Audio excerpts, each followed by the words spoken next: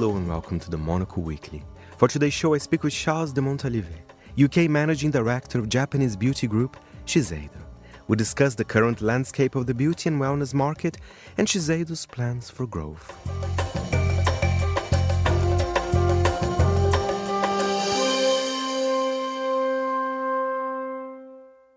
Charles de Montalivet, welcome to Monocle Radio to talk about Shiseido, talk about beauty and so many other topics as well. But if you don't mind, Charles, let's talk about Shiseido as a company. It's incredibly traditional. It's been 150 years that's been going on since it started in Japan. Yes, hi Fernando. So first, thank you for having me. I'm delighted to be here today. Yes, indeed. Actually, Shiseido is one of the oldest beauty company in the world. And we just celebrated the 150 years old. Actually, very interestingly, it started as a pharmacy in Ginza, Tokyo. And it was a pharmacy who was importing like some Western medicine, which at the time wasn't accessible to population. So there was very much an intention at the time to really bring modernity to a quite traditional Japan, which we still have.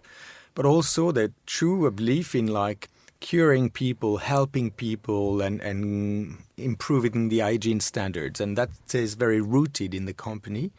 Then they faced all kind of like ups and downs, like from like earthquake twice, where they had to relocate the office. They had the Second World War bombing. So it's a company that has overcome a lot. And actually all that story of like restarting, looking at the positive future, but always with the idea of like helping people. And one of our core values, people first, is what has actually seduced me when I joined Shiseido 5 years ago now. I was going to ask you, what has been your experience with Shiseido? So were you always in this beauty market before you joined then? Not always. I've been in the last probably 20 years in the beauty, but myself, I started more in innovation consulting. And my very first year, I spent them between Paris and Brussels as managing a team of consultants for like quite high-tech projects. And after that, I just wanted to change things. So before I joined beauty, I went by myself for 1 year around the world, and that's been a cornerstone in who I am today in my personality. And then I joined L'Oréal, and beauty, if I'm honest, actually was not something that I was particularly interested in. I was a story of like a product. I liked the emotions that beauty procures. But also it was a story of people. I met some great people. They say like, wow, you're just back from 1 year around the world. You have a lot to tell. You're very passionate, and we would very much see you. So I started with L'Oréal. I spent 15 years there. I worked in the UK. I worked in France. I headed twice the European region for different divisions. And 5 years ago, I decided to take a big bet, change culture, join a Japanese group. Very different mindset, very different organization, and come back to a country which I had left and had loved, which is UK and Ireland. So that's a project to really accelerate Shiseido in the UK, which is a big market. UK is the number 4th market worldwide in terms of cosmetics. 4th, all right, that's impressive. Yeah. US, China, Japan, and UK. So a massive market, not an easy market because it's quite complex, very fragmented, lots of distributors, retailers of product, lots of brands. It's the landing platform of many American brands and groups. So tough competition, but at the same time, it's really a place where a lot happens.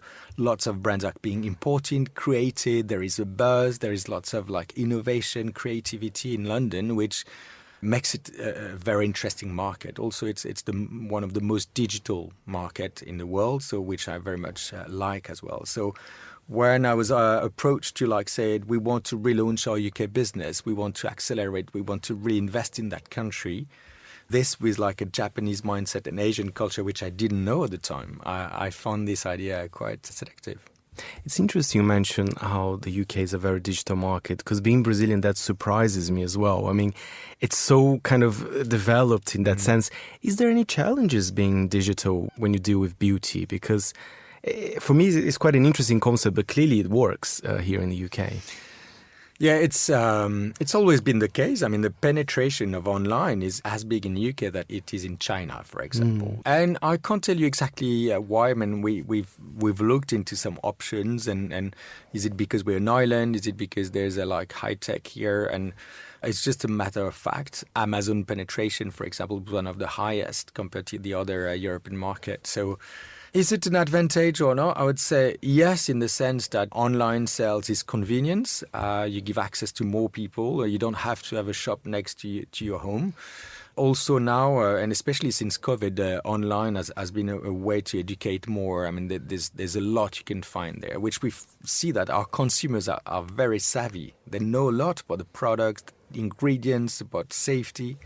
So it's great. But also it's important to say British like shopping and they like the high street. And so the like of department store, the like of chains, they're very much attached to that. So it's about 60% high street and 40% online for the market, but we're much more online than the market. And Charles, I'm curious as well. But we're talking here about Shiseido, of course, the traditional brand that we all know because it's an iconic brand. But there's so many brands within the group, and I would like to know more about this because there are some incredibly newer brands as well that's coming out, which is super exciting. You don't need to mention maybe every single one of them because I know it's a large group. But can you give us an idea of what different companies, what are you trying to do when you acquire then? What do they bring to the brand? Yeah, no, you're right. We are the number 5th group worldwide. So it's true the market's kind of dominated by some big, large groups which have many brands. I mean, actually, often consumers don't know what brand belongs to whom. Overall, we have several tens of brands in Japan. In the UK, we have soon 12 brands because one is joining us and another one actually in 26.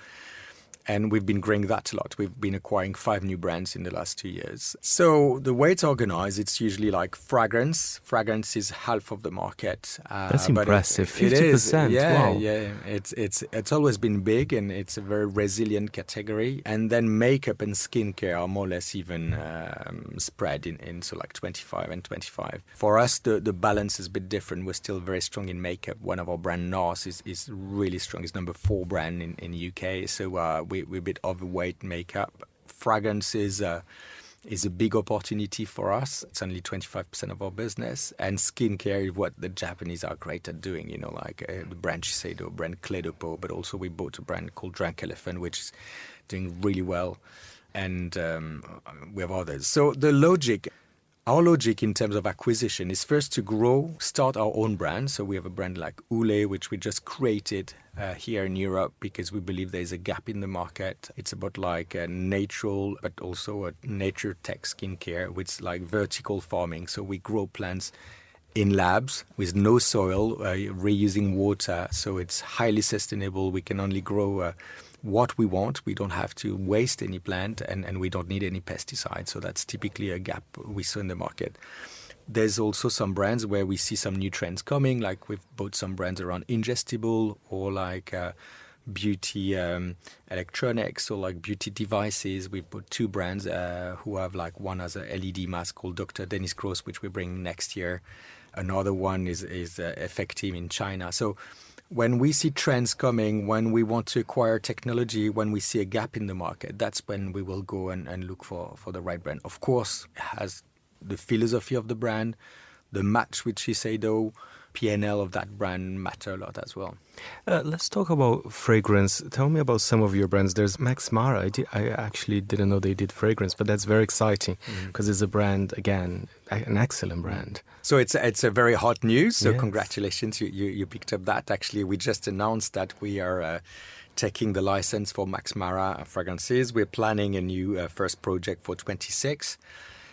Max Mara is a super famous high luxury Italian brand, and often fragrance and luxury go well together. First, I think through fragrances, like in luxury, through fabrics, you can express a lot of emotions. You can express a lot of connection with the brand. It's a smell, but also it's a part of a community. When you buy a fragrance, you're already part of the Max Mara community. and therefore you're part of the brand. So it's also an accessible way to be part of a brand. So many of the luxury brands have fragrances. So Max Mara had made fragrances in the past, but not recently, and they do believe that they can do better at a higher level, and that's where we come to the party. And Charles, I think you did mention this, that when you deal with beauty and fragrance as well, there is something emotional to it. Because even before I came to talk to you, I brought my Shiseido oil blotting paper, which is honestly, I've been buying for years. There is a connection like with the buyer, because I think people get used to, they buy the same fragrance or the same products. There's a sense of loyalty as well. How do you see dealing with those customers?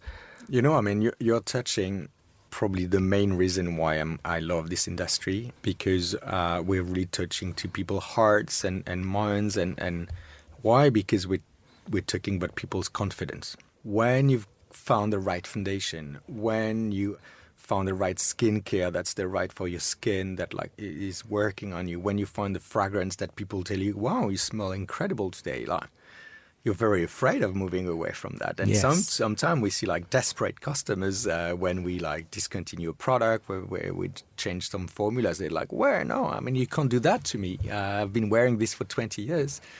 Yes, you're very right. There is a very high emotional connection to our products and fragrances in particular. But also fragrances are very much representing either who you want to be or who you are at the moment. So without being too intellectual, because I think we're talking a lot about archetypes and in the fragrance world, but it's a status object for many. It's an object of like projection of yourself. Do I want to be that like super fit guy on the ad? Is it people and me and myself, like a man crossing the desert? Or is it like, am I in mood of seduction tonight? Or am I like a chill at home and I might use different fragrances then? So we're very much linking what we wear to what it's in our mind or in our heart that day. Absolutely. And how do you see the market? Is it a resilient market? I know you're probably talking here more about the UK as well. Do you see the beauty market with good eyes for the next 2 years? Or I don't know how much ahead you want to look at. The beauty market overall in Europe, is very dynamic. It's around plus 15%, probably around plus 10, 11% in the UK. So, still very buoyant in the current context. I think it's a mix of several things. First, there are new brands are coming. Social media and some brands which are hot on TikTok or on social media has also got like a momentum that didn't exist before. There's definitely a factor that is just like linked to social media. The second thing is probably in tough times like they are, there's what we call the lipstick index. The lipstick index is a true measure that when the times are tough, people actually stick to the little luxury and they're ready to maybe cut on that extra meal or restaurant or cinema. But changing your foundation, changing your fragrance is almost the things that give you that confidence and like help you go through the tough times. The beauty market's always been very resilient. And that's why I only see it growing. I think as we're talking about people wanting to feel good, look good, live good, the beauty market will always be better, offer more, and I don't see that slowing down at all. And the way those products are promoted as well is changing as well, right? Especially talking about aging products, right? There's a change with the wording, right? It's not about like to look young and sexy. As well, but I think there's a change in the language to sell those products, right? Absolutely. The aging phenomenon is super interesting, actually. First, it's a very serious topic, global aging in the world. You can see that globally the demographics are aging in most developed countries, which also means that we have to change also our look on it. We used to talk about anti-aging before. We very much talk about pro-aging. We talk about embracing positive aging. And actually, I've been doing quite a lot of research on that and projects internally on this. And it's very exciting to see that actually our approach at Shiseido is unique. We very much see aging as a conjunction of like skin, body, and mind. And it's a lot of like very serious analysis that shows us that actually if your mind is not great, if you're not in good mental health, actually your skin is aging faster. The same way that the relationship between your body and skin, like what you're eating, how much sport you're doing, like all the hormones, is actually having a direct effect. I mean, all of us, we've been waking up with like tired skin if we went to bed too late or like consumed alcohol and everything. So that triangle between skin, body and mind is really special to us, and we have established an algorithm with nearly 2,000 connections between those three, and we really want to embrace aging as this positive around beauty and wellness. Charles, by the way, I have to tell our listeners, you have very good skin, so you're selling Shiseido very well here. And my final question here is, I know you're from France, and now you're working here in the UK. Are there big differences in both markets? I have a feeling there is, but what do you think? Or they're more similar than I imagine? No, they are very different. They are very different markets. First, the distribution. Here, there is the pyramid of retailers. Like you start from the very top with like high-end department stores, but then you have like specialty store with like chains with like specialized in skincare, or then you have like your chains, you're like a drugstore, and then a lot of online pure players. You don't have that complexity in France. And in France, you have like 2-3 very powerful chains, but like department store are smaller. The business is concentrated in the hands of just a few players. But also it's the brands. I mean, beauty, there's a lot of French brands in beauty. When you look at the top charts, you'll see many French names. So it's part of one of the strong industries. So they're even stronger in France, where it's their home market. While here in the UK, you'll find them, but American brands are very important as well. So us as a Japanese, we are a challenger in this market, and we definitely see a big opportunity to come, because we're number 8 today. Our ambition is to be top 5 in the next 3 years. For us, we see this market as a massive opportunity.